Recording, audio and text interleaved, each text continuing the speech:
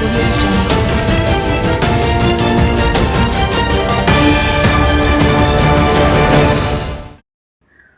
क्रमांक 19च्या नवनिर्वाचित नगरसेविका सौ कविता हिरालाल गज्जम यांनी निवडून आल्यानंतर कोणताही विलंब न करता आपल्या प्रभागातील विकास कामांना तात्काळ सुरुवात केली आहे. नीलमनगर परिसरात नागरिकांच्या दैनंदिन गरजांचा विचार करत विविध कामांचा आढावा घेण्यात आला.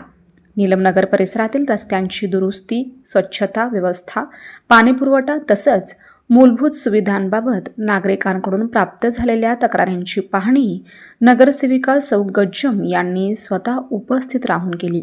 परिसरातील समस्या जाणून घेत त्या लवकरात लवकर सोडविण्यासाठी संबंधित विभागांना आवश्यक सूचना देण्यात आल्या.